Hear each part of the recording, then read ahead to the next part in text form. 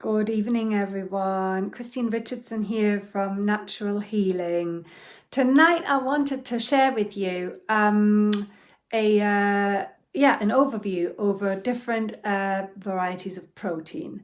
So when I was first asked about proteins, well, what would I have thought? I think I would have come up with meats, all different types of meats, fish, and eggs. And I think talking to people and my clients, I have realized that that is really still the general perception of society as to what proteins, where we can find them. So I just wanted to challenge that tonight, really, and challenge your perception of where proteins are to be found. And just give you a little bit of inspiration as to where you can find proteins, open your minds to that, and then also encourage you to try it out, really, and see different, give you some inspiration as to what you can do. So, if you're there, say hi. Hi, Stephanie. Nice to have you here.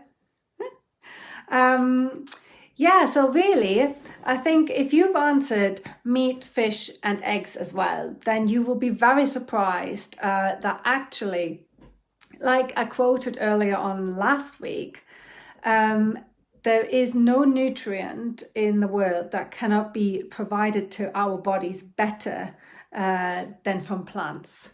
So meats are actually a secondary kind of protein source to us, because if you think, where do the animals get all their proteins from? So look at massive animals that are really, really big. For example, just look at elephants.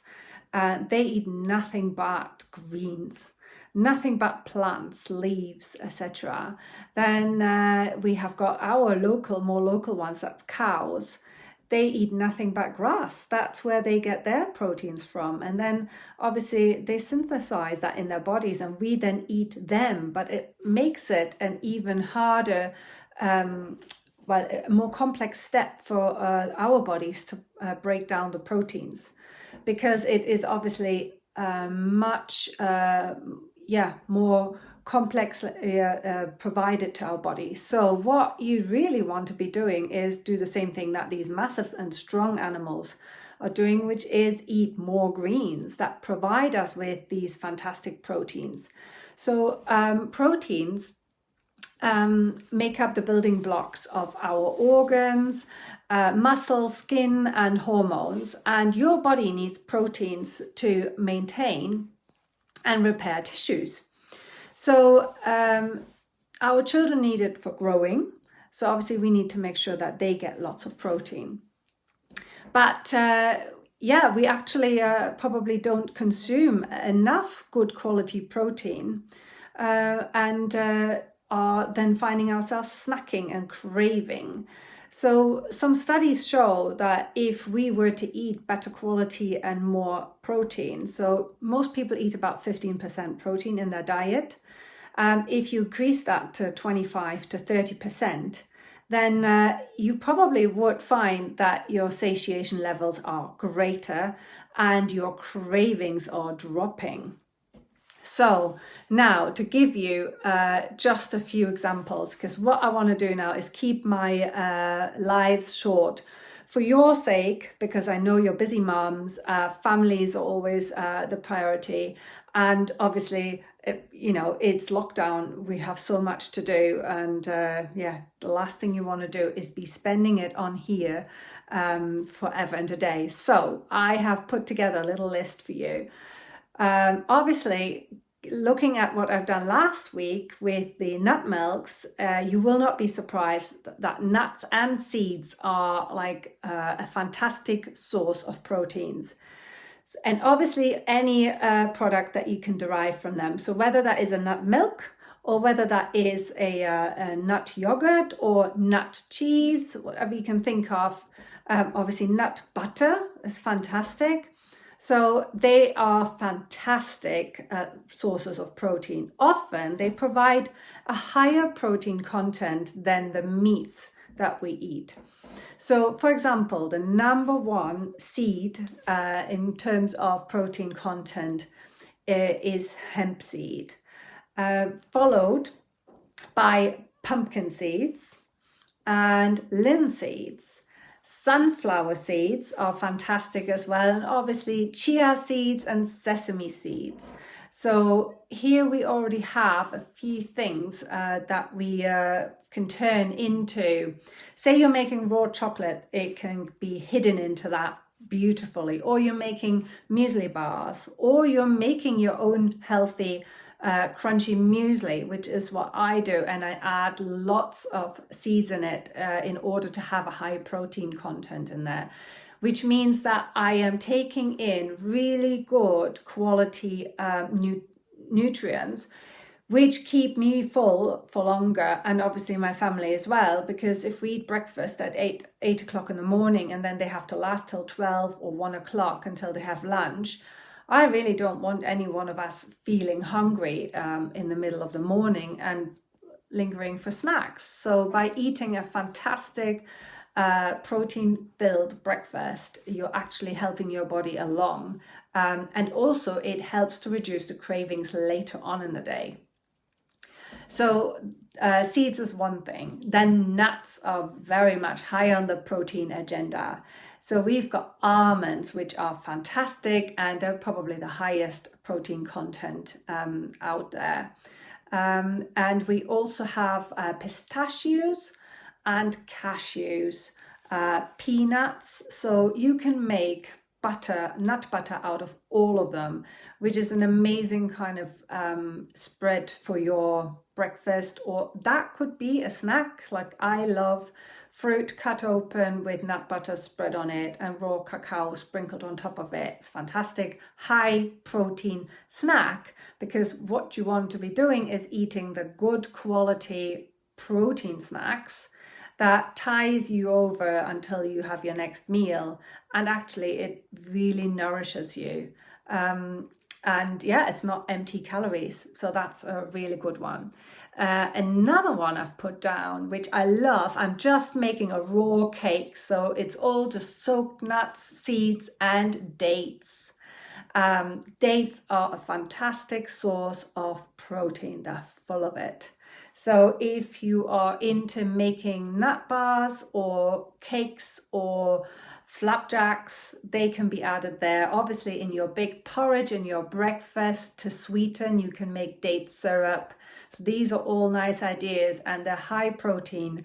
So you're getting really good amount of nutrients into your body, not empty refined sugar calories that nobody needs and nobody wants. So the next thing is oats. Oats is full of protein. We also have quinoa. If you have not heard of quinoa yet, it is amazing. It's very similar to couscous. You cook it like rice, and it is very easy to make, very easy to digest, and actually it's a complete source of protein. One of the only nutrients out there in the world that have all 9 essential amino acids or contain it in itself. So the 9 essential ones are the ones that our body cannot make. That's why they're called essential, and it is so hard to get them in one place. But quinoa is full of protein and all the 9 essential amino acids. So that's an amazing one to try out. And quinoa can be made or used to have breakfast with. So make it like a porridge, or obviously you use it like a couscous and you eat, say, your spaghetti bolognese sauce on top of it if you wanted. So then we're going into like these pseudo grains like amaranth. That comes from South America. It used to be a staple in the Aztec diet. Very similar to quinoa that I just mentioned. Also spelt, which is a it's a wheat variety. It's not gluten-free, but it's full of protein. much higher than obviously the highly refined wheats that we are finding at the moment in our foods. In the supermarkets, used to make breads and confectionery and sweet cakes and bakes. So then the next big group is pulses, and in there we have butter beans, chickpeas. Chickpeas obviously get turned into hummus, which is one of my favorites. It is an amazing protein snack, and really you can have that with any meal. If you want to eat more veg and less meat, you need to make sure you're having enough protein in your diet, so that you feel full and not hungry. Because when I first started eating the way I eat now, it was really out of medical issues and reasons that meant I did an elimination diet for 3 months, cutting everything inflammatory out. And I was just cooking. I didn't know what to cook. I just cooked veg and I was always hungry. For the first week, I was practically starving. And that's why I'm so passionate about helping other people as well, because I didn't know what to do and where to go and how to cook. So now, because I know what I know, I just want to share that knowledge so other people have it easier to transition over to a more healthy and balanced diet that does not leave them starving, but making them feel nourished and excited about food. And it's not a feeling of lack, it's a feeling of amazing variety and tastes. That's what I want to do. So I'll just give a little hello here. I've got Romy watching in Germany. Hello. I've got Mark. I think I've just seen Rob. Hi, Rob. Thanks so much for joining. Okay, so we're nearly finished, but I think you will love the last few bits. So on the pulses here, we've got all sorts of beans. So whatever beans you can think of, they're great for protein.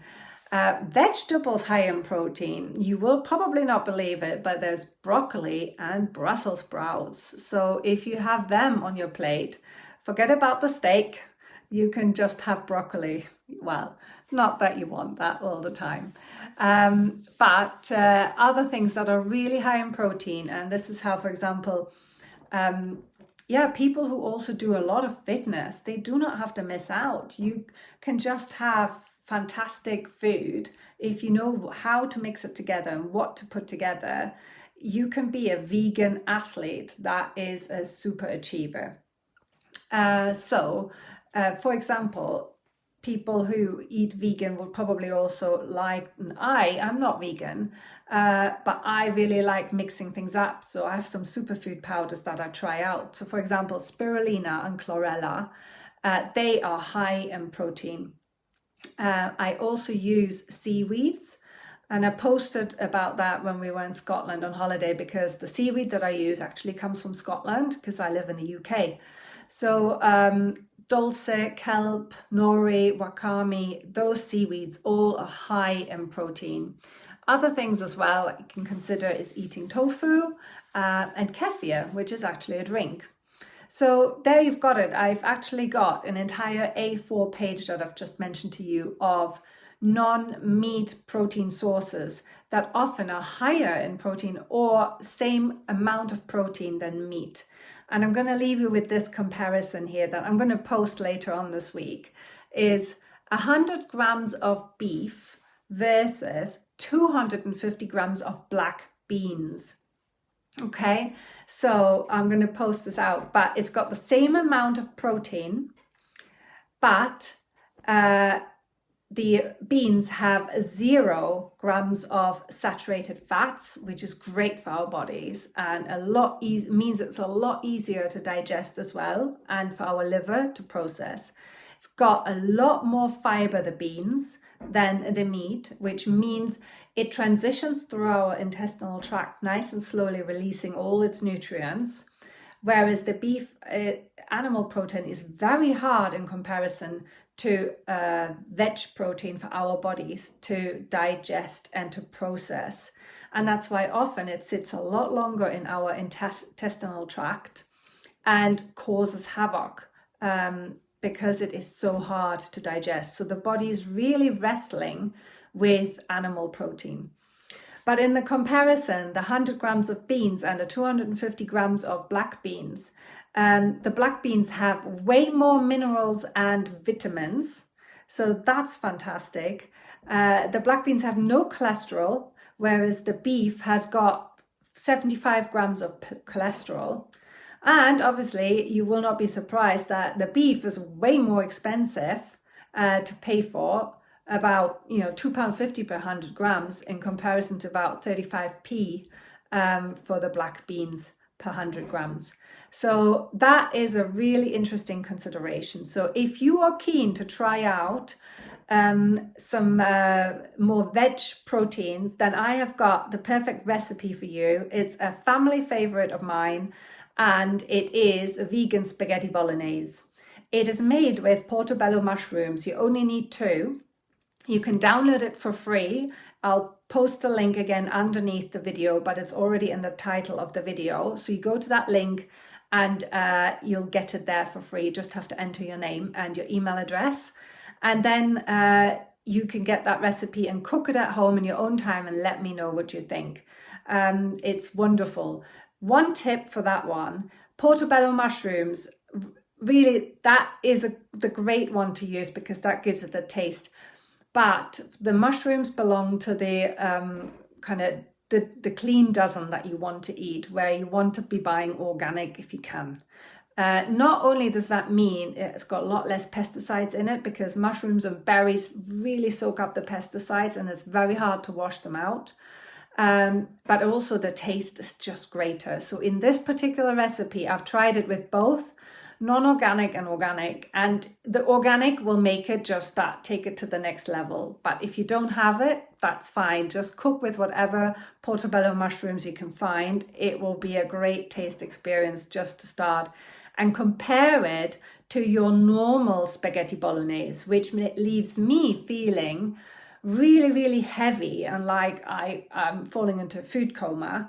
Whereas this vegetarian, it is vegan, this recipe, this more vegan spaghetti bolognese just leaves me feeling totally light, well nourished, and yeah, I don't feel like I've got tummy ache afterwards, and my body's really got a challenge at hand to process it. So I hope that helps. So if you want, download the recipe from the link for the vegan spaghetti bolognese. And if you want to find out more, I will be emailing around a list of various protein sources. So please go to my website if you want to join that mailing list. It is on www.christinerichardson.co.uk, and that's spelled Kristin, richardson.co.uk, and you can sign up for my mailing list there. And actually, if you do that, you get another freebie there for 3 sugar-free oats recipes, different ways that you can make for your family. And again, oats is full of protein, as we've just learned, so you get yourself 2 freebies if you want, and you can double about with protein-packed vegetarian nutrients. And I hope you enjoy it, and do let me know how you get on, and I would love to hear from you and hear how you are all experimenting with meatless protein sources. Okay, lots of love, take care of yourselves, and see you soon. Bye.